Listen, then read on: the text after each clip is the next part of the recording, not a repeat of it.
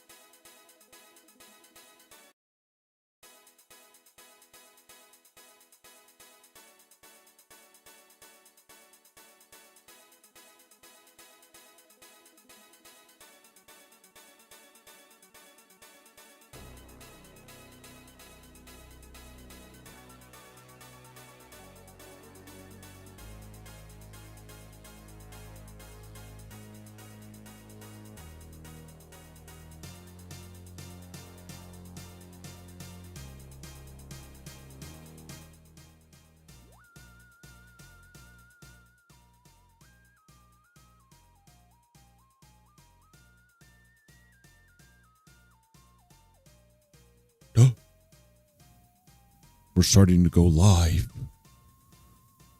We're starting to go live. Right now, right here, we're going live. Just making sure we're all good here on this end as we get started. Enjoy the Pluck music. It's a great game. Well, actually, it's a really hard game.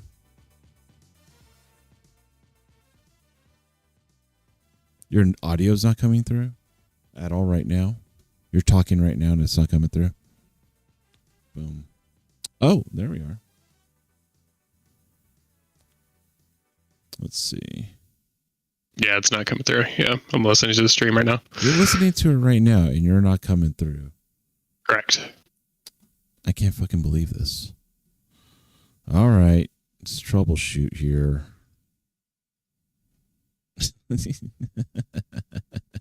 Oh, now it is. It just came through. It's probably because the music was super fucking loud. Mm-hmm.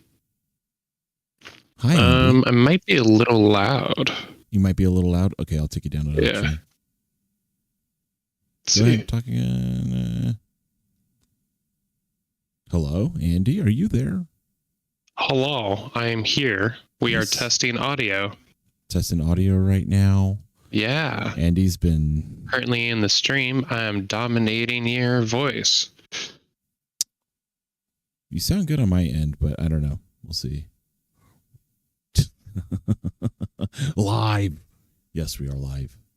Andy, how do you I can't really. Cool. Yep. We're good now? Yeah, that's good now. Yeah? Okay, cool. Hi, everybody. How we doing? Hello, all. So we're just going to get down to brass tacks. And none of this faffing. No more fluff. None of this. I'm going to turn this off here. This is distracting. You see this light here? This is why you don't give a guy with ADHD self-diagnosed. Can you still hear me? You can still hear me, right? With the stupid light off. Andy, can you hear me? I can hear you. Yeah, sorry, okay, I was checking the stream. No, you're good. You're good. I was just like, Andy, did I lose you? Yeah. Where were we at? Yeah, so we're just gonna get straight into it. So for those of you who don't know, my name's Mondo. Some of you who are probably checking out right now know me. All two of you probably. I've been with Starbucks for about this month. This month will mark 12 years with the company. Wow. Wow, indeed. Yeah, that's awesome. I hit 10 years when Ronan was born, and I was on parental leave during that time. So I didn't really get to celebrate my 10 year, but 12 years with the company total. Let's see. I guess starting off right off the bat, what got me into Coffee Master? Well, what got me into coffee in general? I guess my wife did. She was the person that introduced me to what coffee is, and it was just basic stuff, macchiatos, peppermint mochas, and all that jazz. It wasn't until I got a job with Starbucks that everything kind of started opening up. For instance, we all have our first sip when we sit down with our manager, and we all take a drink, a little sip of coffee with like some food, right? We do a tasting. My first tasting was with Yukon, and I think the food pairing was a blueberry muffin. Ooh, those blueberry not the muffins back then were blueberry good. scone. It was blueberry scone. I'm sorry. I take that back. One was a little dry. Just a little, but it wasn't. It was before La Blanche, so just keep that in mind. Okay. Yeah, it was okay. It was like maybe a year before La Blanche. But having that, like, first experience really blew my mind because I never knew anything about like wanting to pair this with like item A with item B. Like, I never did wine tasting. I never did anything like that, and so having that experience for the first time, like, changed me right there. Like, I became a foodie at that point. Even like I started going out of my way to try a bunch of new things so I could figure out maybe later on, oh, how can I incorporate this with coffee? This fucking microphone arm.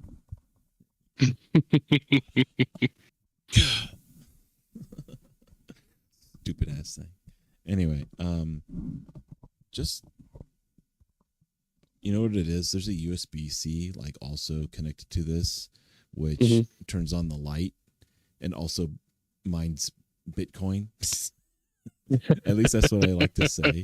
It just seems like something that it would do in the background. But anyway, so yeah, like having that first experience with like a blueberry scone and some Yukon, like, really started me right there. I want to say it wasn't until like probably maybe 2 years in. I had a friend that worked at the first store that I was at, and he was a coffee master. This dude kind of did it all. He worked in Seattle. He was featured in training videos. Wow. Yeah, pretty wild stuff. He was also in a Grey Poupon commercial. It's not my story to tell, quite honestly, but I found that commercial. Yeah. He looks like the same current day smartass, but de-age him like 30 years. It was wild. And so meeting him, and I saw that he had this black apron on, and I was like, what is that? Why are you wearing that? And he's like, well, I'm a coffee master. And I asked him, what does that even mean?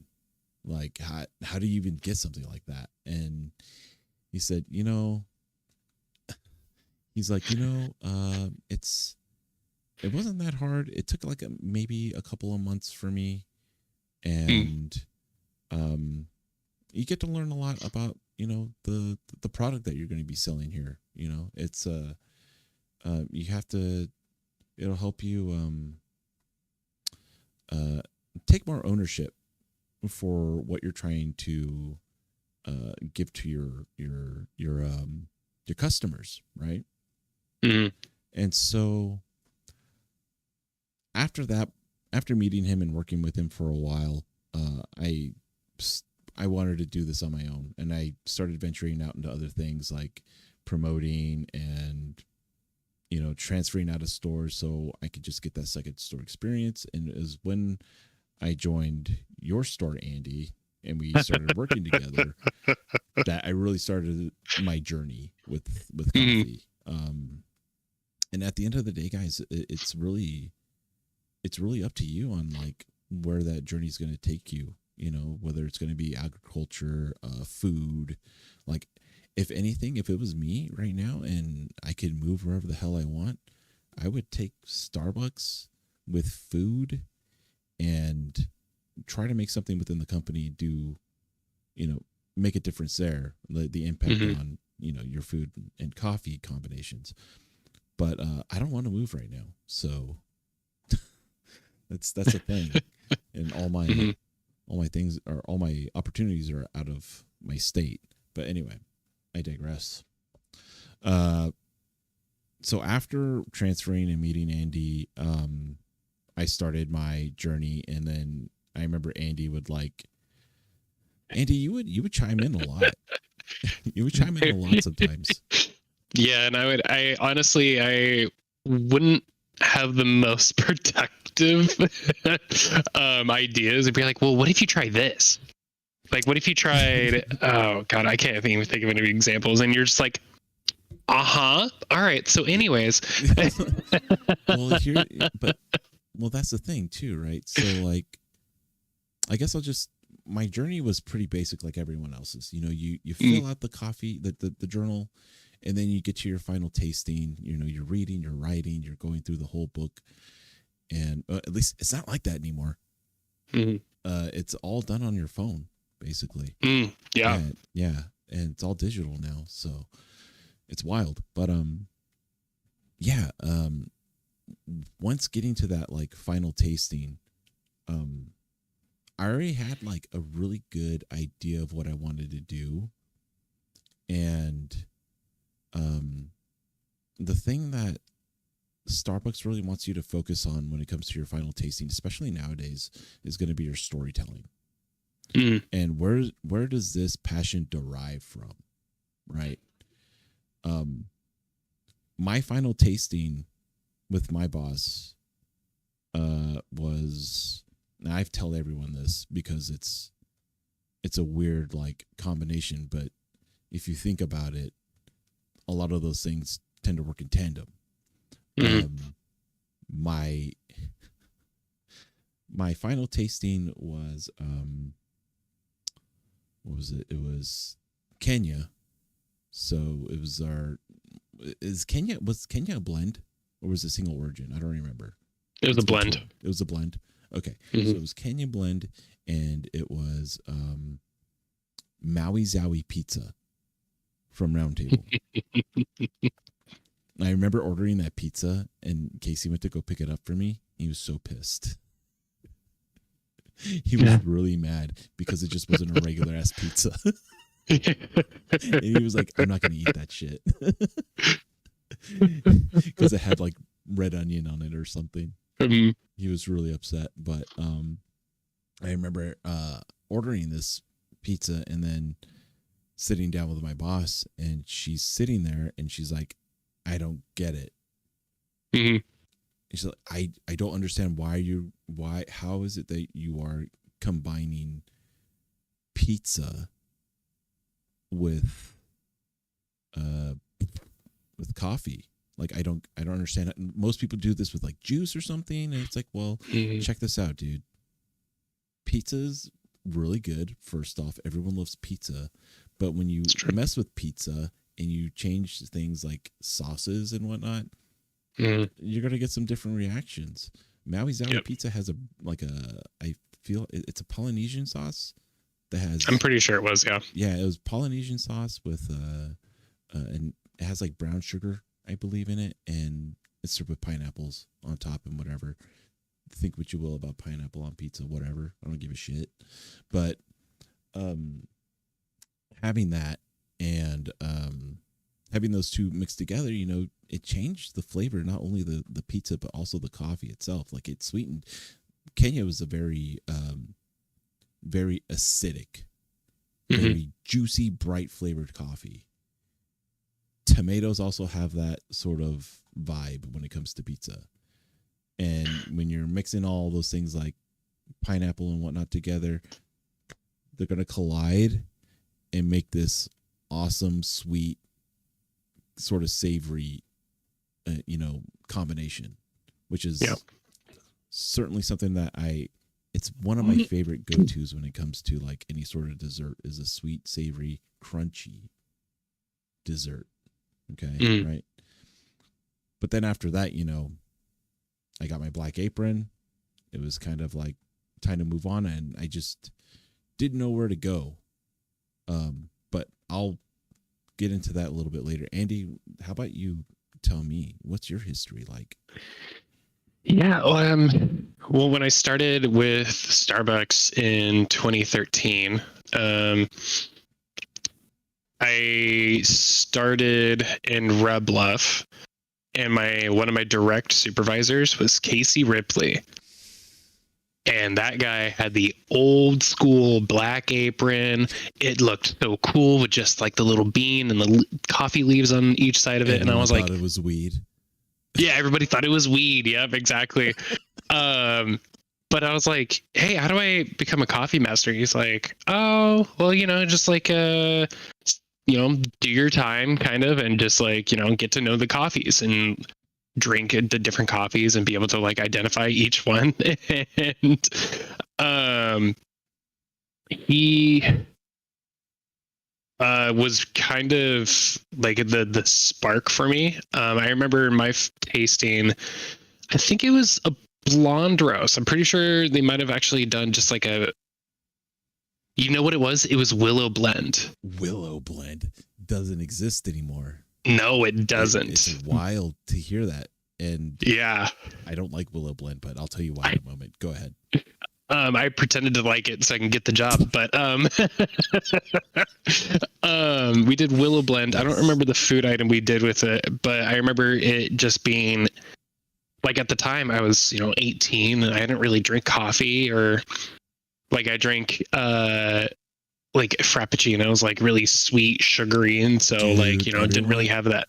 Everyone has a start somewhere, and yeah, that was mine too. Yeah, like I had shit tons of blended coffee for a long time. Go ahead. Mm-hmm. And then once the longer I stayed with the company, the more I realized that, like, being a part of the not just Starbucks culture, but coffee culture in general is something that I have a passion for. And when I transferred to Reading, I was still kind of exploring it, but I was dabbling a little bit. And then you came in, and I was like, this guy's got to fucking figure it out. And Thanks. Like, you were my mentor. I looked up to you. I still look up to you. And it was like, okay, well, this guy's doing this coffee journey. Like, I want to do a coffee journey too. And I was paired with somebody who didn't have the same, I don't want to say passion, because they definitely had passion, but they were wanting to do it a little different. And I was like, yeah, like, let's try different things and see where it goes. Oh, and yeah, I'll talk to you off stream about, like, I want to ask who it is, but I think I know who it is. Yeah, I'm sure you do. Hello. Gabriel. Yeah, so we ended up not doing our final tasting together, and I was like, like, what is a coffee blend that Mondo doesn't like? And what can I do with it? And I think it was Ethiopia Yirgacheffe. Yes, it was. Yeah, I still remember. And I did like I made a poster that went in the back room, and it had all the different regions and a list of all the different blends from each region. And I was like, okay, I'm going to make lemon poppy seed muffins. Oh yeah, that's what you did. Yeah. And then I like really leaned into the lemon, like Earl Grey, like lemon lavender flavor of the tea, or not the tea, the coffee. And so what I did was I made like a tea combination. It was wild. Yeah. I'm sorry, I'm cutting you off. Go on. No, it's okay. It's all right. So my presentation, it was to you and our store manager at the time. And I just lined up these lemon poppy seed muffins, and I brought in lemons. I cut some fresh lemons and set them next to them. And then I was like, okay, something else has to be added to this. And I like kind of panicked a little bit. And so I just ripped open a couple of, I think it was Teavana Earl Grey tea bags. Yeah, it was Earl Grey tea bags. And just like sprinkled it along this, like the tray that we used to have that went into the pastry case? Old pastry cases. Yes, thank you. Mm-hmm. And I was like, this is going to be kind of like a visual journey through the flavors that you're experiencing. And if you want, you can add the lemon to the coffee, but like, you know, take a bite of the muffin, drink the coffee, and then I think you added the slice of lemon to the coffee and drank it like that. I did. It was super And good. The juice wasn't dude, enough. I will never forget your reaction. You were just like, damn, that's good. You're like, you did it, man. You turned something that I hated into something that I actually liked. Yeah. It's wild, dude. It's like, that's the cool thing about like coffee is that you can, it's yours. At the end of the day, it's yours. It's what you make it. Yeah. Your recipes, your everything, like what you eat it with. It's all you. You own that at the end of the day. And so when you're able to share that with other people and you're able to get them on the same page as what you're trying to push out there, it feels good. It feels really good. And so you get that, not only do you get that like camaraderie of discovering something, you know, or discovering it together or having it laid out to you and having that person say, this is what I think coffee is. It's really neat. Like, I just like that we both kind of went on like a food sort of like deal when it came to like our final tastings. I don't know. And sorry, go ahead. No, go ahead. I was gonna say, like, I've like really tried to like focus on refining my palate when it comes to different coffees. And I know this is for coffee itself, and I feel like the Coffee Master Journal, at least when I went through the Coffee Master training, didn't cover nearly as much as you learn just by experiencing different blends. And even, I mean, some of the reserve blends, if you've got the money for it, by all means, try it. Some of the reserve blends are awesome. They're delicious. But going outside of Starbucks, that's what's been like the huge impact that it's had on me. And the passion that I have for coffee is like going to different local shops and trying their blends out, because just because they're from the same region, they are not going to taste nearly the same ever. Roasting and processing and all that jazz really does make a difference on what kind of outcome you're going to have with that coffee at the end of the day. 100%. Processes are all different all over the world. So you're not going to run across the same thing twice, especially once you brew it, because brewing it will change the flavor as well. Oh, yeah, absolutely. And I think it may not be like the way that Starbucks is intending, but that's what they're going for at the core.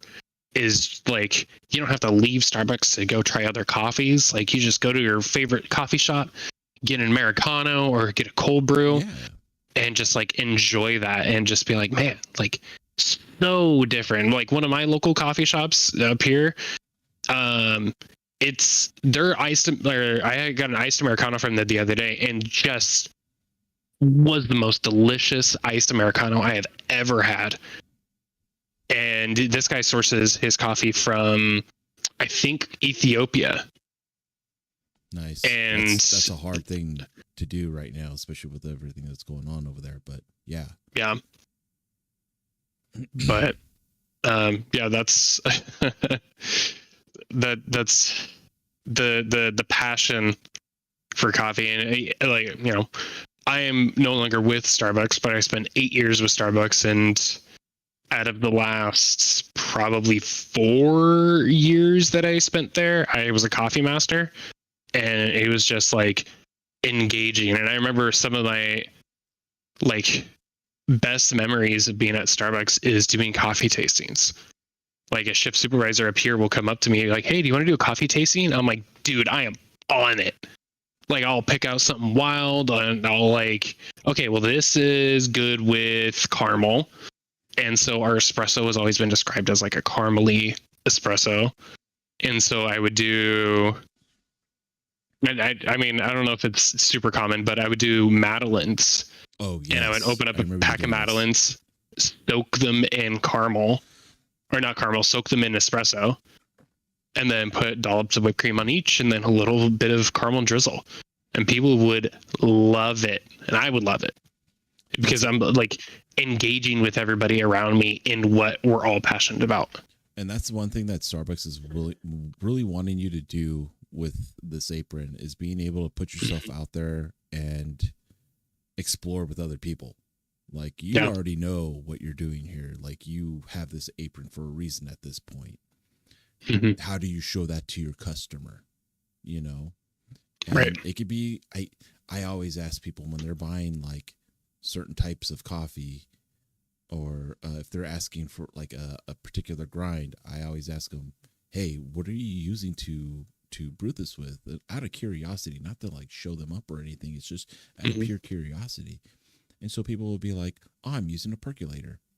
And I'm like, oh, so you want this ground on a Turkish grind?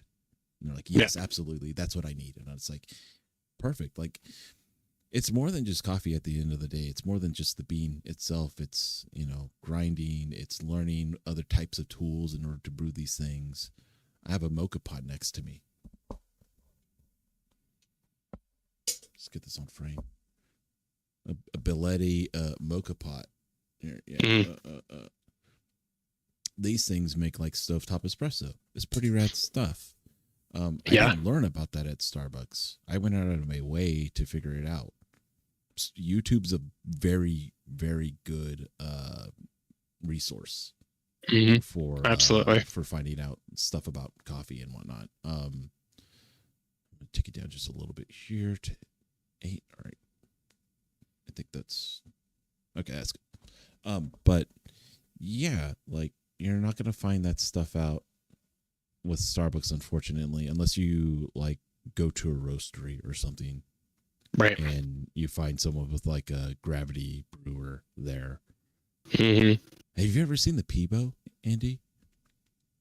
I'm not sure I have. No. So there was one reserve bar that I went to in Sacramento like ages ago, and it's the Peebo itself is it's a Bodum branded coffee brewer.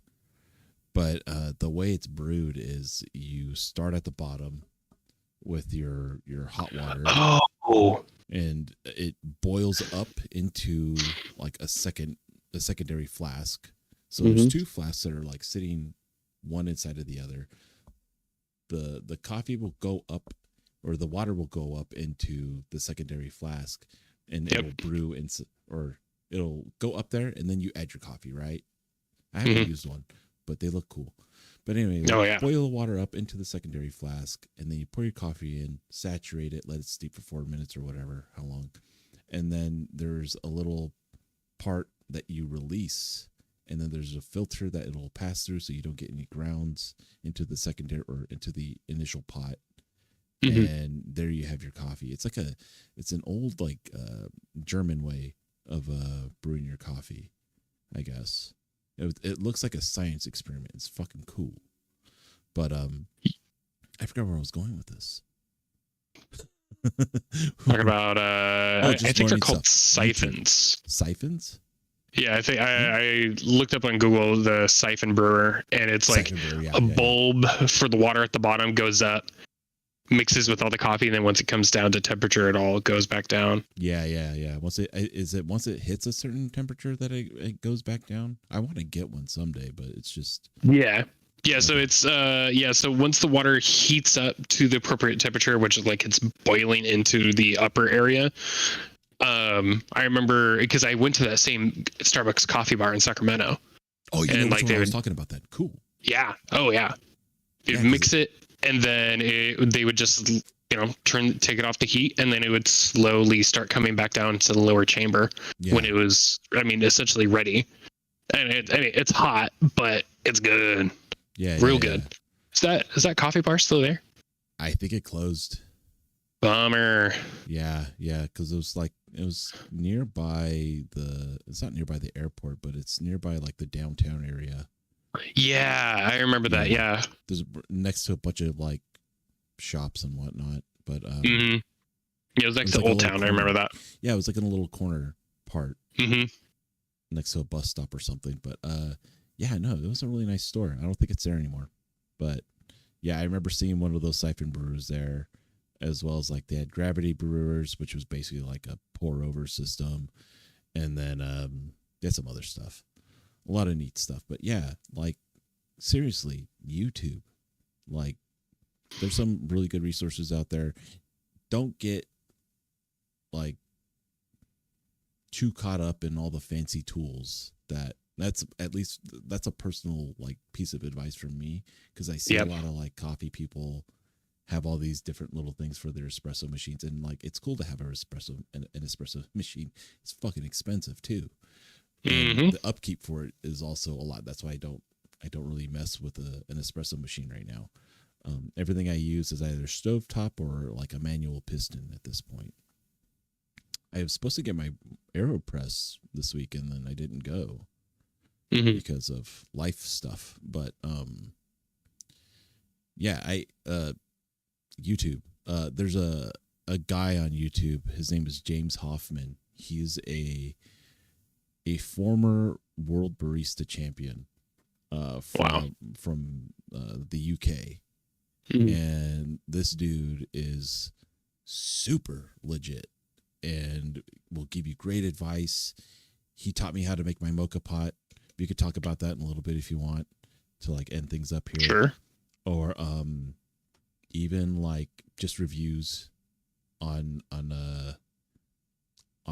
different types of coffees and brewing mechanisms and stuff. He deep fried coffee before. Deep fried coffee? He deep fried it instead of roasting it. He deep fried it just to try it out, because I guess some people might. Wow. He said it tastes like shit. He said it just tastes like vegetable oil. Gross. But hey, it's a good video. He tried it, so we don't have to. Yeah, exactly. He's like the nostalgia critic, but he actually does something useful. Yeah. I'm sorry, I'm talking shit on nostalgia critic. I'm sorry. I don't even know the dude. I'm just a nobody talking shit here. Anyway, my words on my own. Starbucks.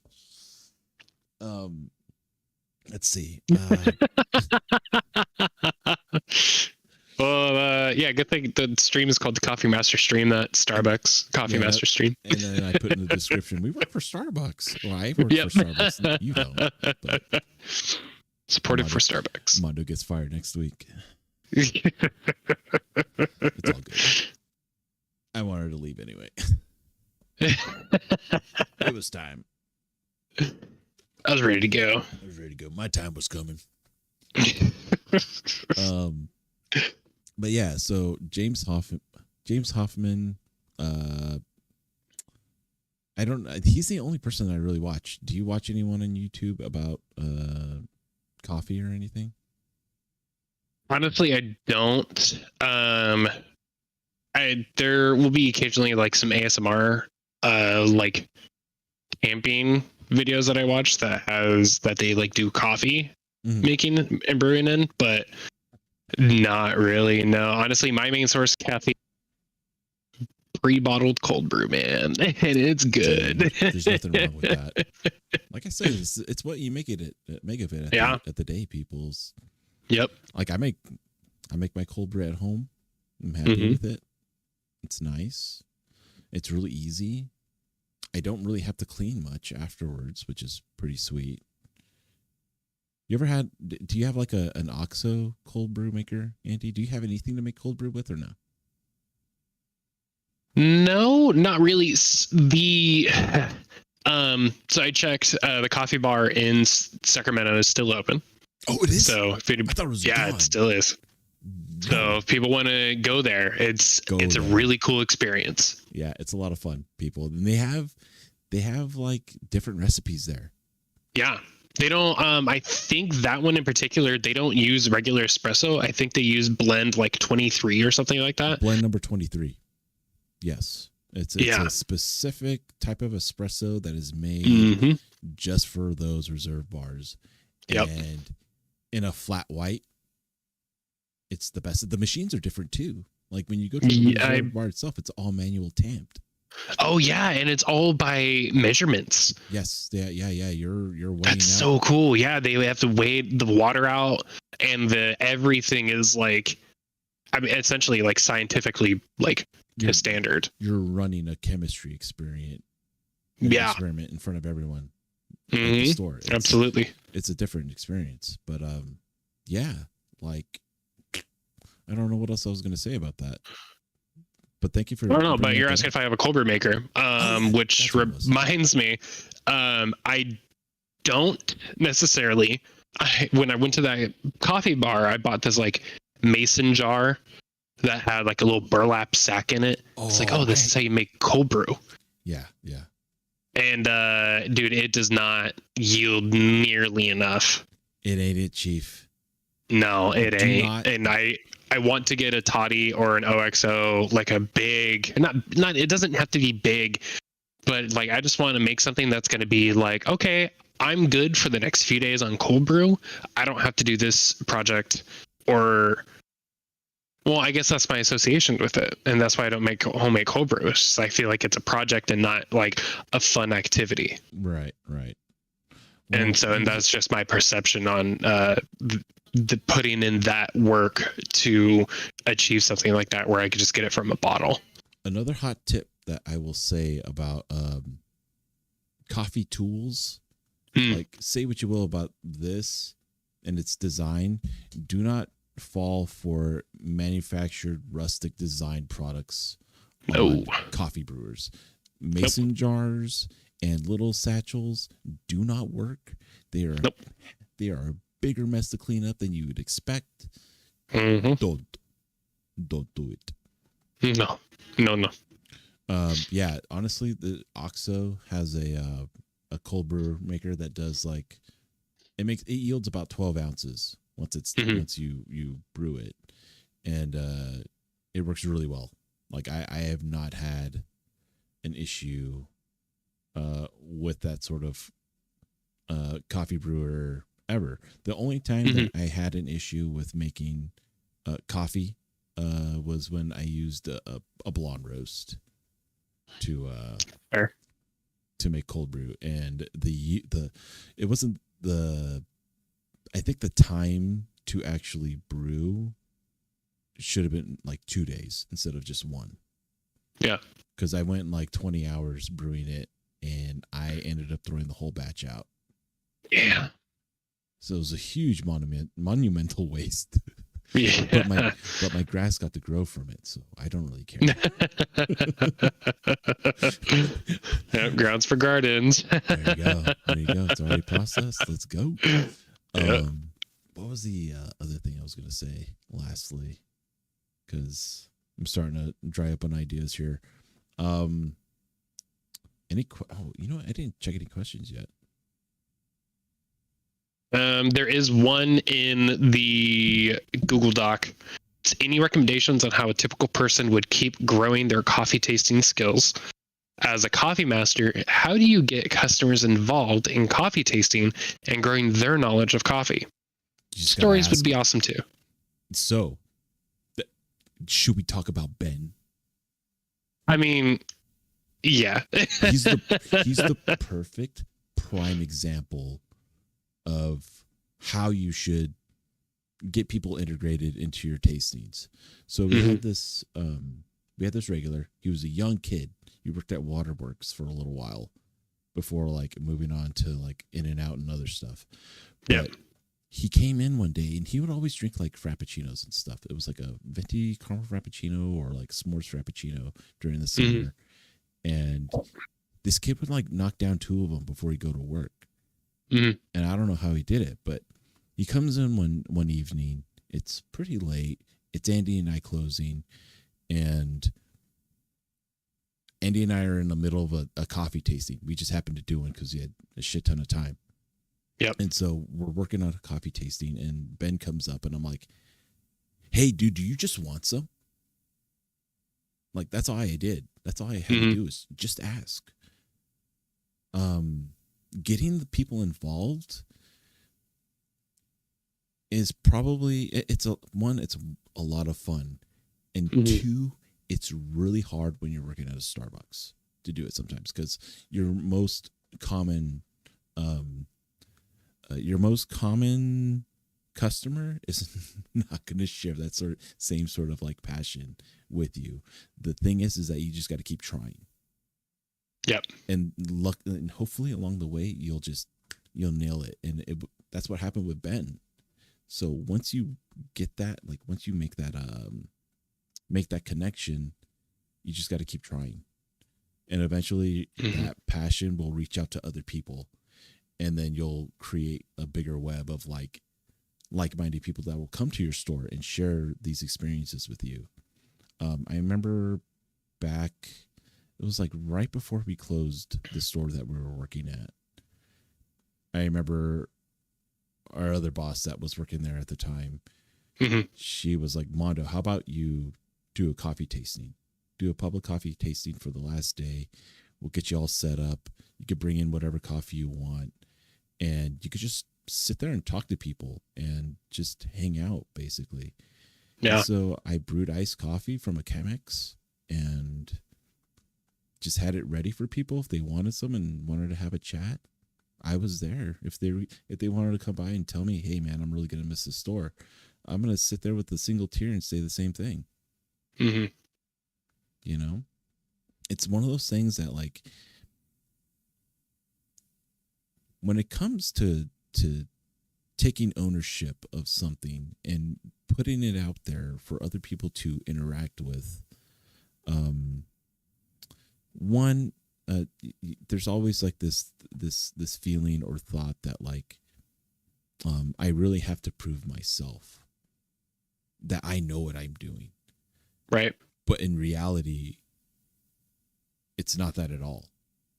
It's a practice, and it's getting used to putting yourself out there, first off. Absolutely. And honestly, it's just sometimes you just gotta, take a chance, take a gamble with people. I got lucky with Ben. I got lucky with a couple other people too. Yeah. But those people weren't as memorable as Ben. And go ahead. Oh, and I was gonna say, and for me, like, I have a lot of social anxiety, and like even today, I still have like a little bit of social anxiety. Yeah. But like then it was just like, I don't want to like stand in the open, like go out and ask people if they want to try coffee. Like, what do you mean? But they kind of, at least the manager we had at the time, like put me in that position to really push me to be more social and like to step out of my comfort zone and interact with people more often. Dude, I remember there was do that so much, like legit. Yeah, I really wanted you to, because I knew you had something there. Yeah, and I appreciate that. And it was one morning. I don't remember. I had a bunch of different coffees on the table that was on the other side of the wall at Eway. And I think it was like a French press and a couple of other like different types of coffee. And I would just stand there and just like people would come in. It was like real early morning, like before like 6, before 7. Like, hey, good morning. Would you like to try a sample? And people were like, oh, yeah, sure. And then you're trying, and we're like, oh, that's good. And they would go on and get their usual. But it was like the engagement is the focus of that, is just stepping out of your social anxiety and your like comfort zone and just be like, hey, do you want to try some of this? And like Mondo is saying with Ben, like it was just one of our regulars that comes in all the time. And we're already doing a thing and be like, hey, you want to try it? And it's the feeling of including them. Yeah. And be like, you guys are a part of this. And like kind of are like essential to like the journey that we go on, because it's like, without having people come in and try the different coffees that we recommend to them, like they wouldn't know if that's going to be their new favorite or not. I wouldn't know going to, where I live in the Pacific Northwest, there's a different coffee shop on every single corner. So it's like going to different coffee shops all the time and trying their blends I wouldn't know what that's like if I didn't go through my coffee master journey and learning that, damn, I have a crazy passion for coffee to the point where I want to go and try every coffee possible. And like, I rarely try like store-bought coffees. Like, I just stick with local shops. I mean, I know Theory in Reading, they've got good coffee. Like I really like their cold brew. I haven't tried their Americanos, but their cold brew is pretty good. It's pretty good. I had one there one time with a friend, and they had a fresh cinnamon stick. Like, you put some cinnamon powder on top, and I was like, yeah, dude, put it on. Yeah. And he grates some fresh cinnamon on there. And super baller, super good. So good. One of our shops, one of my favorite one, that it's called Terrain, and I keep mixing up Theory and Terrain all the time. I think I got like an eggnog latte from them during the holidays. They're like, fresh nutmeg, grounded some fresh nutmeg on top. I'm like, damn, this is good. Yeah. What was the other part to that about how do we keep up? Was it something about how do we keep up here, I'll just read it. Any recommendations on how a typical person would keep growing their coffee tasting skills? So yeah, going out of your wheelhouse, going out of your bubble, like Andy said, is definitely one of those ways. Whenever I go out, and I'm not even saying within the town you live in, like say you go on vacation, you go out of town. This is what I do personally. I look up any coffee shop that is within my like hotel area. And if it's next to a park, I'll go to that shop. I'll get something there, whatever I may like. I remember when we were staying in, it was somewhere on the coast in like near Monterey, but we went to this coffee shop that served nitro cold brew, which was still pretty new at the time. Not many places had it yet. Not even Starbucks really had it yet. It was still pretty fresh. And then I remember my wife getting a mocha there, and she does not like Starbucks mochas because the mocha powder or the mocha sauce itself is gritty, she says. And I agree. I 100% agree. Low to mid, honestly. Fix it. Yeah. But she got the mocha there, and she said, "This is amazing. Like, this is the best mocha I've ever made, or I've ever had." And then I tried the nitro cold brew, and it was smooth as hell, man. Like, way smoother than anything I'd ever expect. So going out of your wheelhouse and trying out other things, and you know, I know there's people out there that love blonde espresso. I'm not the biggest fan of it myself, but if you can make a decent looking or decent tasting flat white with some blonde shots and have me down it and have it taste sweet and good, then good on you. But yeah, it's just I think I went to a coffee shop in Huntington Beach years ago, and they had a flat white there that they served specifically just with their blonde espresso that they served in the shop, and it was a little bright, I have to say. It was not something that I really dug at first, but at the end of it, the milk really like kind of helped it out. Yeah. Got another question here. How long did it take you guys to feel confident in your coffee tasting palate? I feel like it's hard for me to pick out certain notes unless they're super strong. When it comes to like figuring out your palate,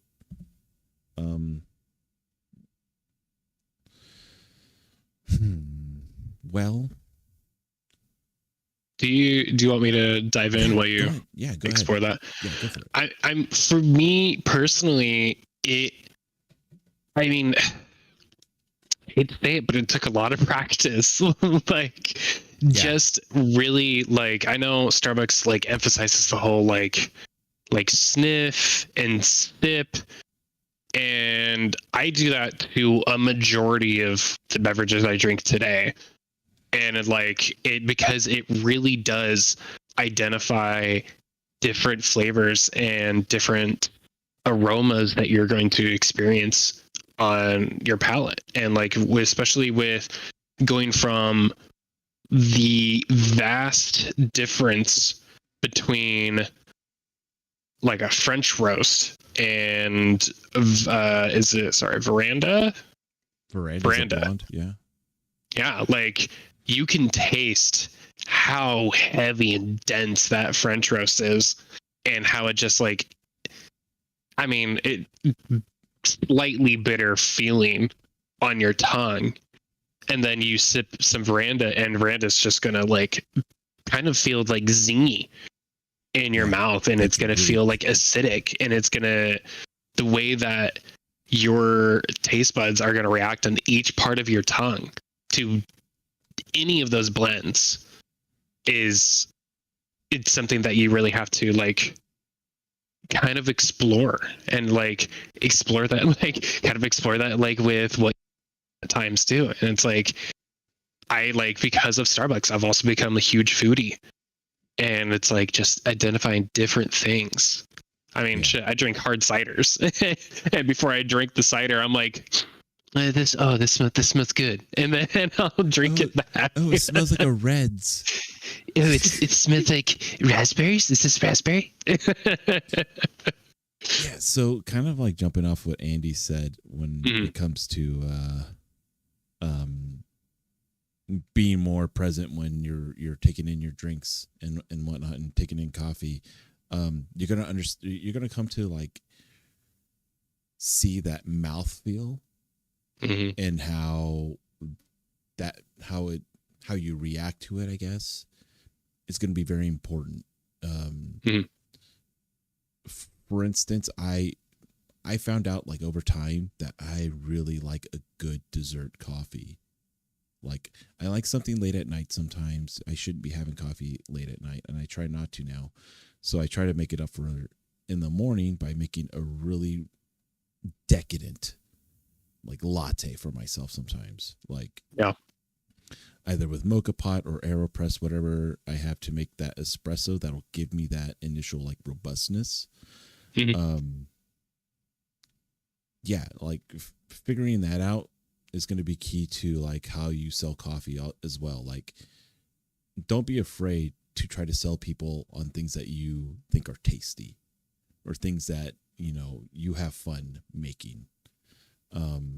Because who knows if, who knows, like, you'll probably sell someone on it. I sold so many people on like different types of drinks just because of the mouthfeel that I get from it alone. And once I tell them about it, it's like, oh, well, I never thought of it that way. And so you get to educate some people as well when it comes down to it. And like, I mean, in my experience, I've really liked the Italian blend from Starbucks, and especially paired with the cheese Danish. Like, it's, Cornerstone. I mean, cornerstone. That is like foundational. If you're gonna have an Italian blend, you're gonna have a cheese Danish with it. And the number of times when Italian blend is on tap, well, I guess, do you guys have the Strain X? We don't, not at our store. No, the new store in town does. But so, especially when you're able to have it like on like the rotating dark roasts, having Italian and just like be pushing. I mean, you don't have to push. Just like gently offer, be like, hey, cheese Danish goes really, really well with that. And it's just like the way that the cheese Danish kind of like coats the mouth, and the coffee kind of like washes it away. It's like a full, like, it's like he was saying, just like a full mouth feel. Yeah. So you'll discover that. I think you'll discover that as you guys go on with your journey, like how textures and flavors and how all these things will like just come together and will help you create a better, I don't want to say product, because I don't want it to seem like you're here to sell something, but it's also pushing out an ideal. I have a saying, and it's really rude. My wife dislikes it very much, but it's a strong one. I feel like if you're going to be ordering certain types of coffee, you should learn how to make it too. Because then at the time, like later on, you can speak to it because you know what's supposed to taste like. That's just me. Or at least you should know, like, this is what it's, you know, this is how it should be. You you put your mark on it, obviously. Hmm. So, And not just and not just for my understanding, like you folks are going to be going to different stores once you're certified. And so it's like when you get to these different stores, there's going to be new baristas rolling in, and hopefully they have just that like little bit of passion, and you'd be able to like nurture them and help them grow. And you're like, hey, let's try this, let's try that. Oh, you see that food item? Go ahead and grab it, mark it out, and like let's do a tasting with it. and And that's it's like, go ahead, Andy. Go ahead and finish. I have one more thing that I want to say, and I think we'll start tying it up.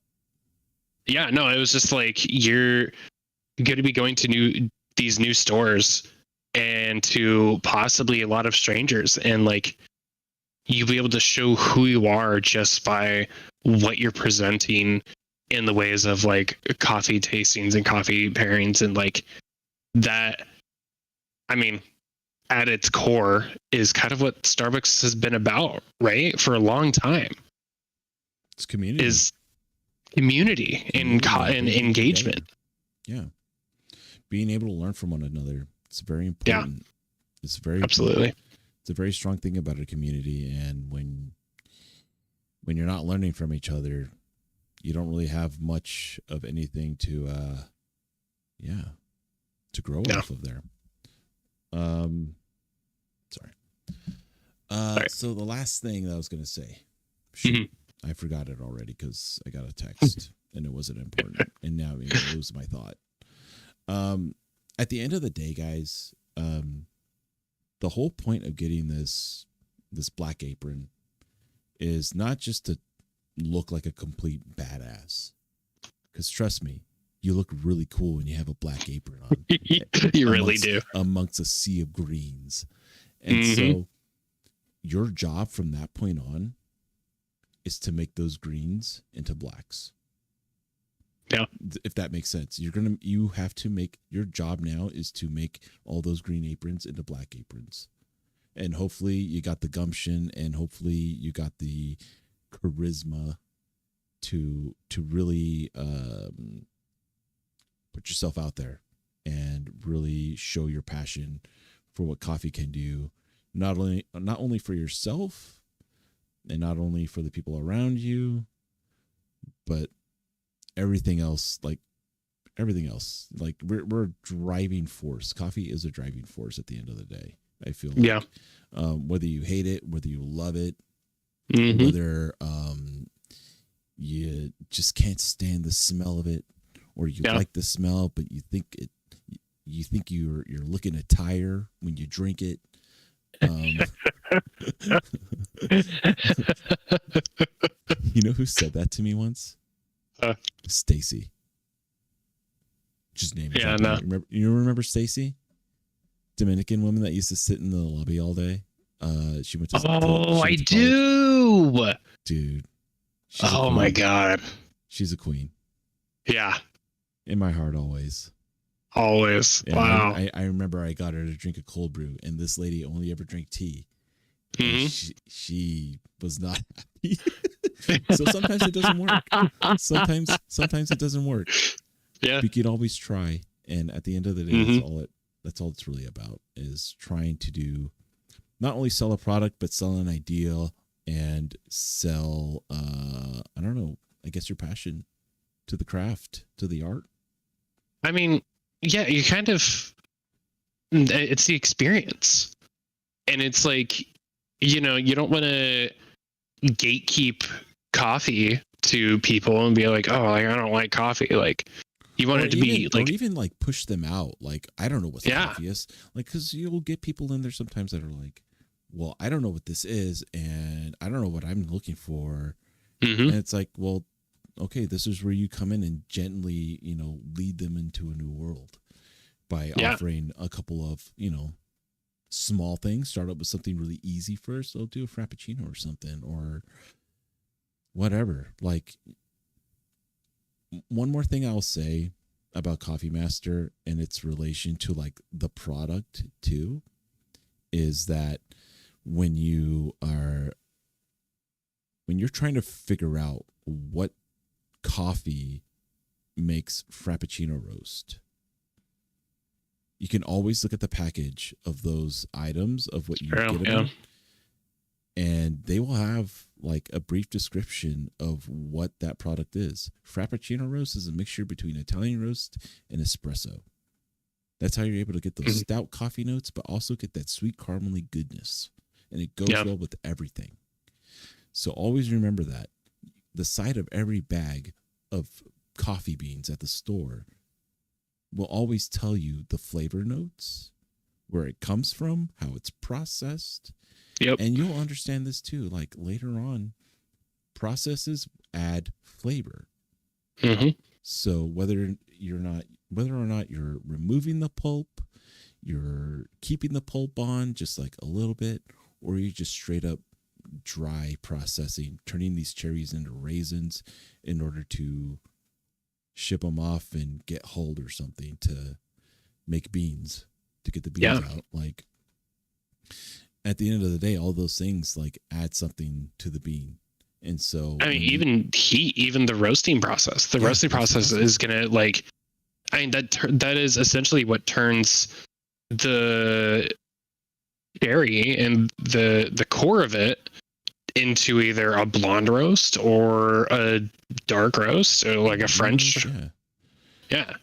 Like once you pass that second pop, as a lot of people call it in the roasting process, or the second crack, I think is what it's called. So basically, you're roasting your coffee in a basket or on a stovetop or wherever.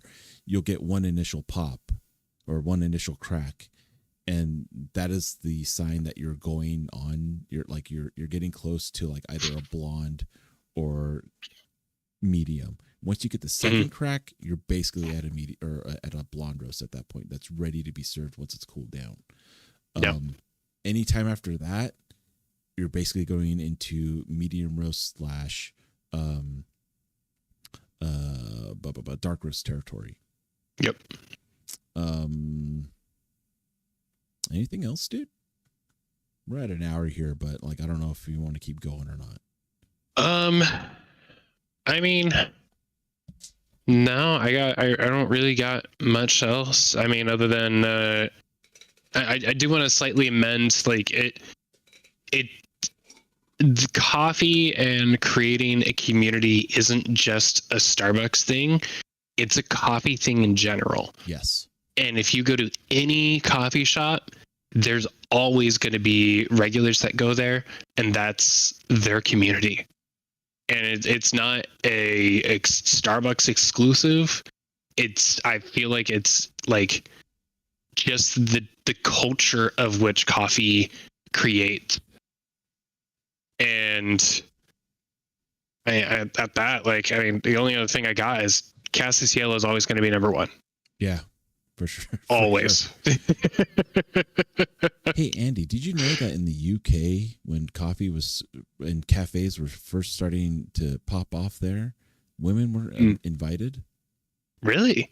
Yeah, you were not allowed to go into a coffee house if you're a female. Is that some bullshit? Yeah, that's nuts. Yeah, it was because it was a place for intellects. So they get to walk around farts as they're drinking coffee and shit. Yeah, for real. Take away their pockets and their coffee with their powdered wigs. And now. Yep. Yeah, I think that's it. Thanks for joining. For those of you who joined, really appreciate it. Yeah, absolutely. This was a lot of fun. Any other questions? Let me know next time I see you at work or anything, or if you have any questions for Andy, you can always just leave it in the comments or something. Yeah. Or you can leave it in the Google Docs. I'm in that Google Doc sheet as well.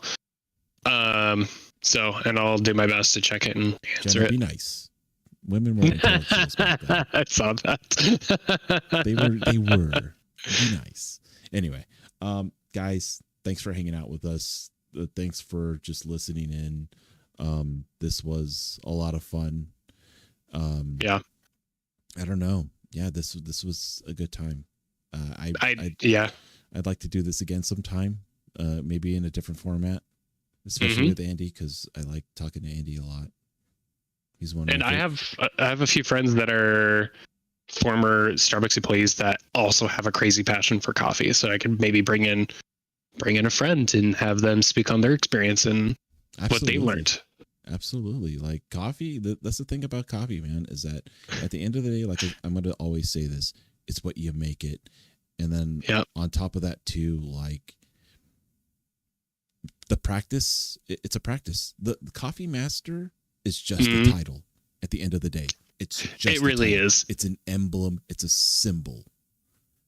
But at the same time, your journey, what you do after you get that apron, it's up to you. That was me throwing the apron away. Yeah. But yeah. Like it's that was me signifying that I'm like, yes, I got this. I obtained this. What's next? Yeah. You know? It's a lot of fun. Yeah. Coffee's fun. And I'm glad that it brought us together, Andy. Me too, man. Oh man, just like thinking about like when we first met and you like couldn't fucking stand me. And I was like, man, I really like this guy. I don't understand why he hates me. He was the first time we met, he was whistling Skyrim. That's true. Oh shit. I was whistling Skyrim on the floor. And I've been whistling for people. People hear me all the time whistling at work. And I don't know if it drives them crazy or not. I had one partner that was just like, I can't deal with this anymore. And she had to like tell me to stop. So I stopped. And then when she quit, I started it up back again. With the whistling. Yeah, no, it was fun. Good. I wasn't offended by it. I thought it was really funny and cute. Yeah. I was like, okay, I can see why it's annoying. But yeah, no, it's yeah. Coffee's fun, guys. It's not that bad. Just don't let it get to your head. And don't only ever drink coffee, man. Like drink watered down tea. Yeah. I don't know. Yeah, drink bad espresso from different shops. Dude, yeah. Drink day old espresso that's just sitting in the corner of a raft. What? I don't know.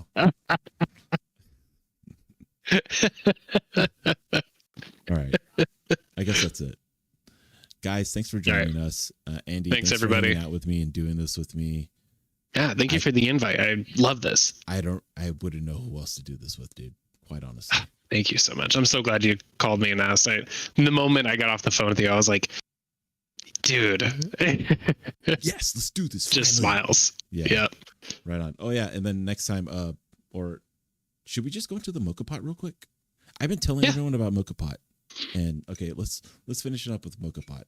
There's gonna be Let's talk about the Mocha Pot. There's going to be a couple of things about the Mocha Pot that you're going to love, and then a lot of things about the Mocha Pot that you're going to hate.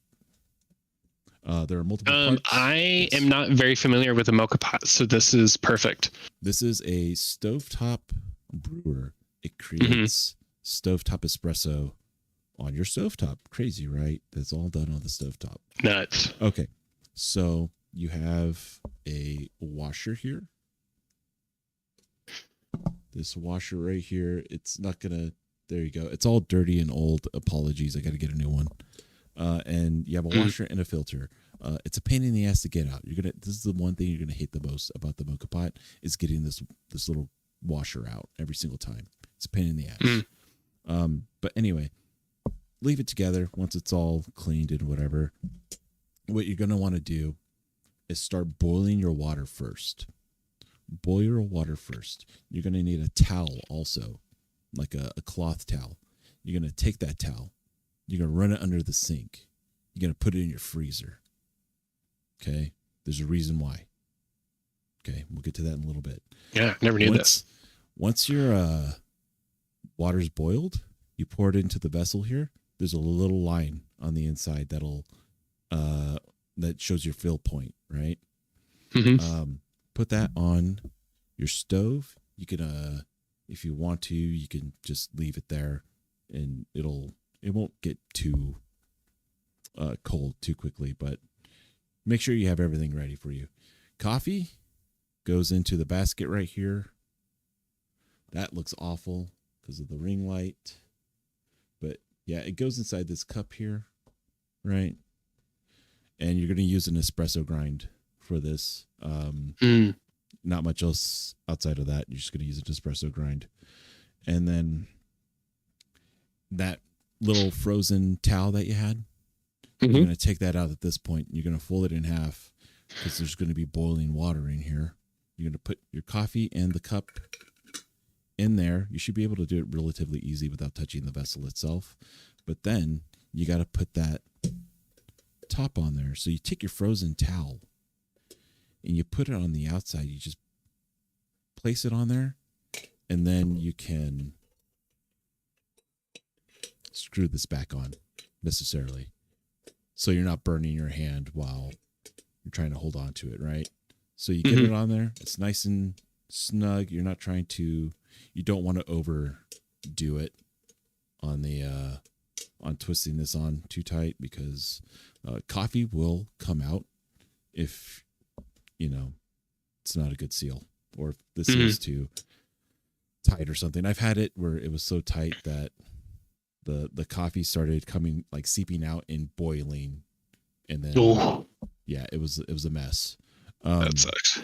So once you have all that together, you could put your freezer towel back in the freezer, and then you put this on the stovetop. Once it's on there, leave this open because you're going to want to see what's going on. There's a little funnel tip on the inside there. You see that little black mark right there? You see that, Andy? You see that little tip right there? You know, I would love to, but I had just been watching the stream on YouTube and just waiting to catch up. It's hard. It's hard with this. It's hard. Anyway, yeah. There's a little exit. There's a little port right here. Oh, yeah, I see that now. Okay. There's a little port right there, and that's where your espresso is going to come out, right? So as you're sitting there, you're going to basically you're watching you're just watching grass grow at this point. But after like 2 minutes of being on the stovetop and the water heating through, you're going to start seeing a little bit of like coffee ooze out from the top here. And sometimes you could take it's sometimes you get the crema too coming out from the top of there. So if you save some of that crema and you put it in some sugar and then just whip it up real quick and then pour it back into the coffee once it's done, it's super good. It's like you're necessarily making like a Cuban coffee at that point. Yeah. But anyway, what you're going to do is you're going to let it go. It'll boil for a little bit. It'll smell really, really good. And then right before it starts, when you know when to stop, it'll start to bubble a little more, and you'll get a little bit of a like clear liquid. Once you start to see that, the second you start to see that, you turn it off. Take it off heat. Close the lid to it. And now if you want to, you could take that frozen towel back out. You could put it underneath the vessel itself so it could stop boiling the water. Because the quicker you start doing that, the less likely you're going to get grounds inside of your mocha pot. Does that make sense? Yeah. So that's the real trick to getting like a successful mocha pot every time, is making sure that you have that frozen towel with you. Otherwise, you're kind of screwed, and you might have a mess, and you might burn yourself. But yeah, it's a mocha pot. It's really easy. Like I said, espresso grind. Maybe use like 25 grams or so. Yeah. To do it with, and yeah. That's it. Mocha pot. There's your lesson for this stream. Yeah, and then next I wanted to find my there you go. Sarah, you're awesome, dude. You're awesome. Stop it. You're gonna make me blush. Influencer Mondo. The whole there was gonna be another thing that I was gonna have with this was, and it was gonna be my French press, because you can also make frothed milk with the French press. I bet you didn't know that even. Yeah. Well, I remember Starbucks sold this like milk frother, but all you did, it was like a I mean, basically like a French press, and you just like plunge it really quick. It was something like that, yeah, and that's basically what you're doing. Mm-hmm. You're taking like tempered milk, I guess, and then you're just gonna put it into your French press and then just gyrate it. I was gonna make a joke about it, and it was gonna be really dirty, but I'm glad I don't have my French press anymore in order to do that.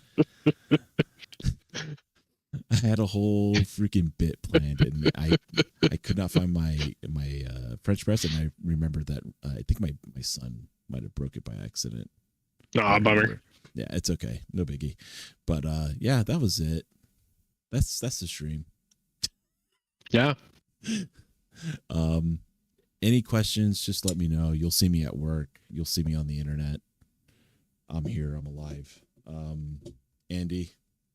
Yep. As always, I love talking to you, dude. I love talking to you too, man. We gotta All right, talk guys. more. This is fun.